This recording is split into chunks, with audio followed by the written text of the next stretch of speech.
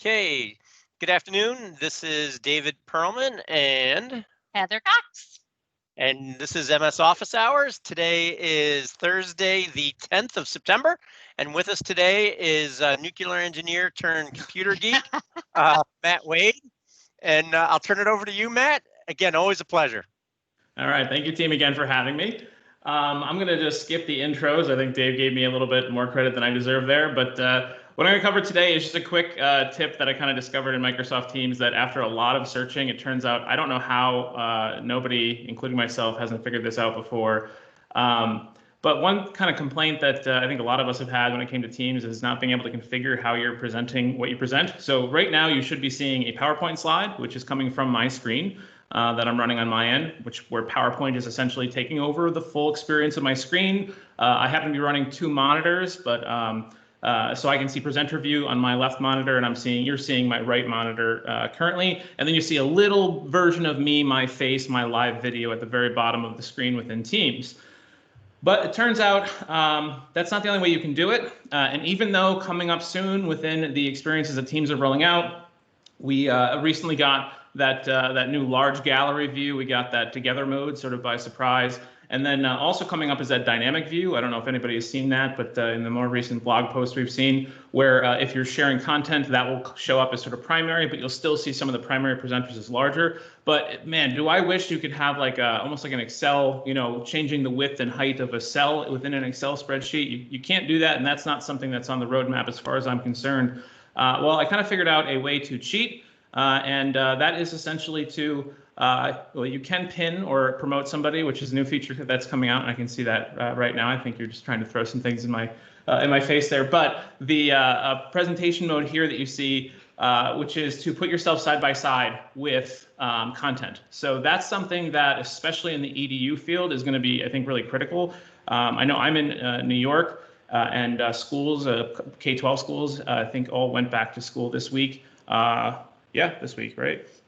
And I think a lot of people are running into some frustrations, especially if they kind of left Zoom at the end of the year because of all the security issues. Kind of thought they'd be back in the classrooms this year. They're not. There's a lot of opportunities here, including showing content on one side, but also it could be like, let's say, a whiteboard where you could be actually sketching and writing and putting out math equations, going through calculus proof, things like that, all live while people can see you at the same time. There's a lot of value to be able to see somebody if they're like me and they just talk with their hands constantly, or something like that. On top of that, you could even do something like a newscaster type of thing where you can actually put the content above you and show it the way that you want to that way. And you can also show multiple screens. So it's basically bringing together a live feed of you plus whatever other content that you want to show. So let me show you a quick demo of this. I'm going to show how I do it within on Mac here, but this works just as well in Windows, and it will also work on a Chromebook. It all comes down to a few different things, really, and it just comes down to your webcam and whatever content that you want to show, essentially. So I'm in PowerPoint right now, so I'm going to bring up a live feed of my webcam. So on my other screen, I'm going to open up, at least on Mac OS, this is QuickTime. On Windows, you want to open up the camera app. Now, I will say there's a little bit of a difference in the user experience. On Windows, the camera app has some UI buttons on it, but you could always like cover those buttons up by pushing your camera a little bit off to the side here and covering it up with a different window and doing that kind of thing. QuickTime is cleaner, whereas if I move my mouse off of it, you actually see nothing but the screen that I want to see or the feed coming through. And with Chrome OS, if you have a Chromebook, you can bring in the camera app as well. And for a PowerPoint, let's say, you could just be opening up office.com and going to the PowerPoint within the browser. Now, if you want to show off a PowerPoint next to this, a nice way to do it is to go into the slideshow tab at the top here and clicking on Set Up Slideshow. This works the exact same way in Windows as in Mac. And under this section called Show Type, this second radio button called Browsed by an Individual, if I click OK, and I go into my slideshow and I start it from here, it's actually in a scalable window. And all I have to do is change the size of it. I can also set it up in Mac. I can change it so that these take up full screen. And now I'm in this nice example where the background is black and you're not seeing anything but the screen, which is basically this live feed from the camera of me, plus the slideshow on the left side. So I can go over to my slideshow and I can move forward if I want to. I can say, move forward in the slides here and talk about the webcam, or I talk about exactly which camera you should be looking forward to, and then go through some of the things you want to consider when you do this. If you have looked into sort of being a little bit more professional and how you can bring multiple feeds in together, you've probably stumbled across something called OBS Studio. I will admit, I actually haven't played with it yet. I do kind of consider myself a little bit more on the technical side, even though I play way more on the user level of things.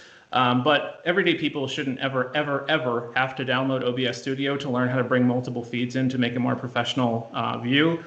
So this is a real nice little hack for kind of getting around that.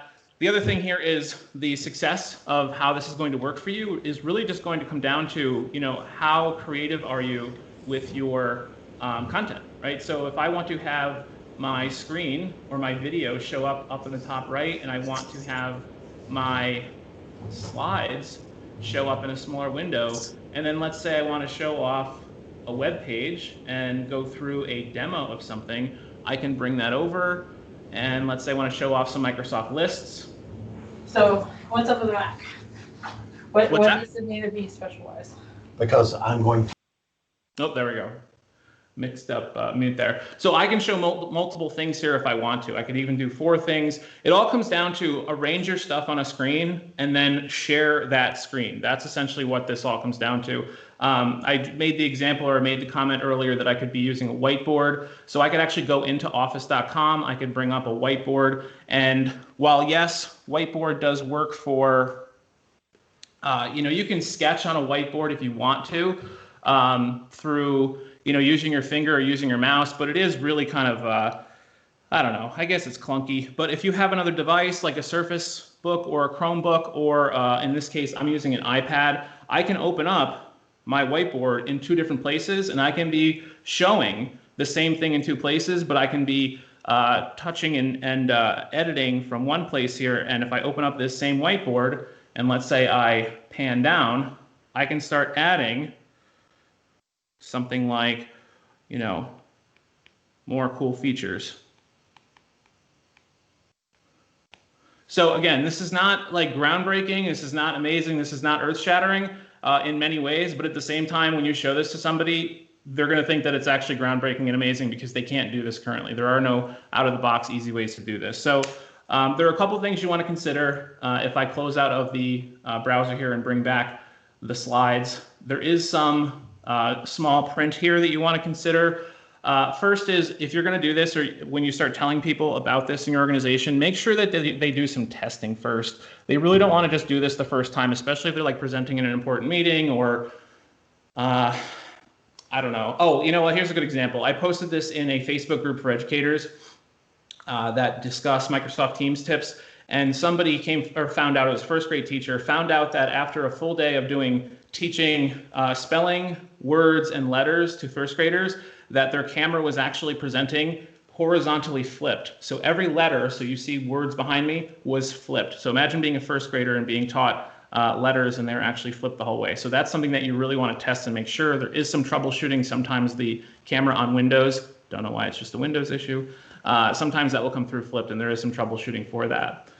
This will impact bandwidth. In fact, and I don't have the ability to see chat here, but I'm kind of curious, because this is coming through with multiple moving images, just having slides that are static is really not much for the slide or for Teams to send through as a screen share. But with this moving experience plus my video feed coming through separately, which I actually can turn off my video feed separately, so you only see my shared screen.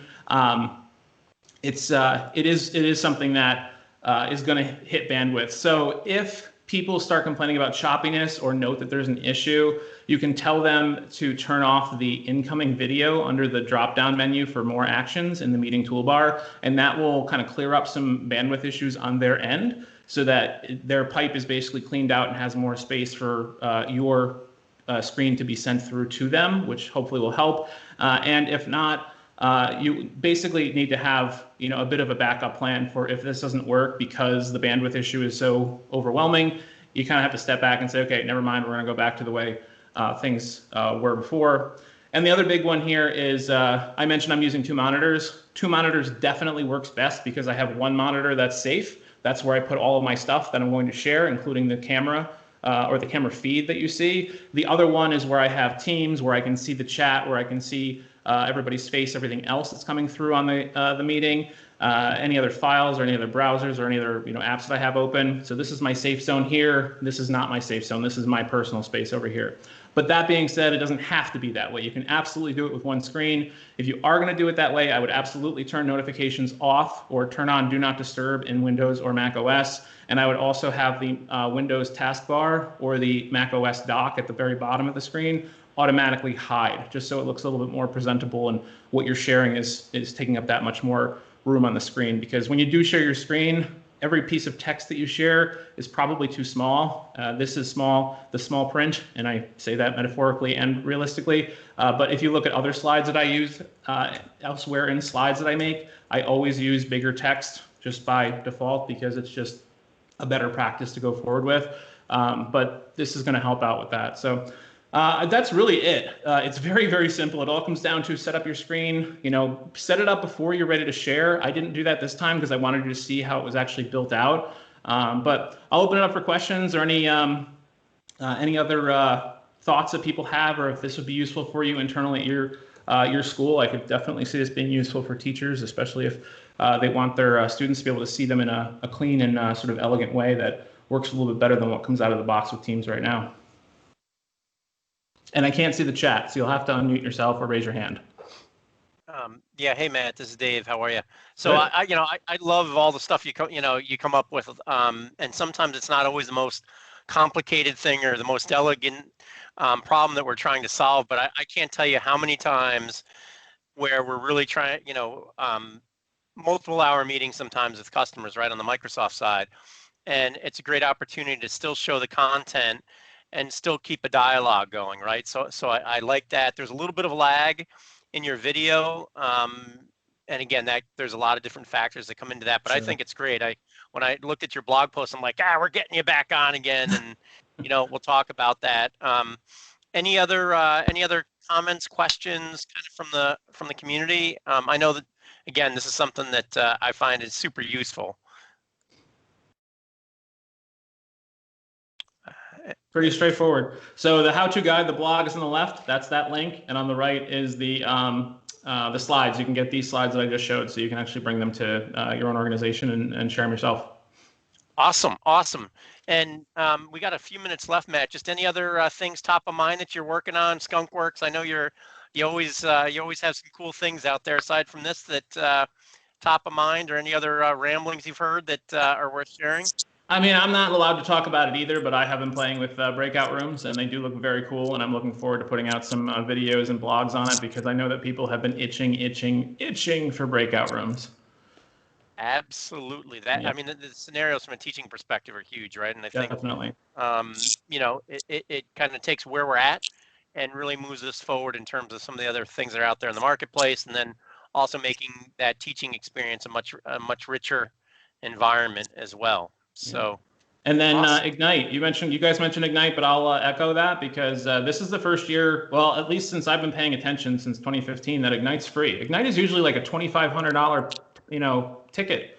Yeah, sure, you get a night of free drinks and food at a closed down Universal Studios usually, but you're not going to this year. But the fact that you get all this content now for free is really fantastic. It's also going to be held in Microsoft Teams. So if you want to see an event take place in Microsoft Teams at the tens of thousands of people level, if not just to see the world burn, I guess, definitely try it out. But it's going to be a really cool event, and I've seen I think registration started today. I'm taking part in it. It's going to be a lot of fun times and a lot of really good content. So definitely check that out. If not just to see how do you organize and make an event happen in the app that Microsoft has put out to replace the modern workplace. Awesome. And are you presenting this year at Ignite at all? Yeah, I'm in a panel on remote work. So there's 5 of us talking about what it's like to be remote workers. Well, feel free to share that with the community. I'm sure many of us would love to attend. And I know being in Albany, which you know, it's not necessarily remote, but you're part of the upstate New York crowd. Yeah. And there are a few of us. I know it's not as much fun as Atlanta or Wisconsin or Texas and some other states. We should do a poll sometime of how many states, and I think we have a few other countries that are showing up pretty regularly for these calls. So Matt, again, really great. Any questions for Matt before he channels off? Matt also knows lots of other things, but it looks Texas Fort Worth, yay! I did have a. I think we might get Preston back one day too for an afternoon session. There's some things he wants to talk about. I also saw a note. Texas for the win. Yeah, that's what I see. I got you, Andy. I knew it was for the win. Yeah, Fort Worth isn't as bad as Dallas, but I'm from Houston, so we don't like those. Texas. And again, another foot in mouth scenario, right, Heather? It's not the first time this week. I also wanted to call out, I saw somebody put up a note. They had 12,000 people in Teams. Where did I see that? There was a district that just came on. K-12, yeah, K-12 in Colorado. It's just up there a little bit. Yeah, so yeah. Trent, if you're on, you wanna say how that went real quick? We got a couple minutes here before we'll close up shop. I'm here, and it's going great. We have all of our secondary are meeting in Teams meetings every day, every period.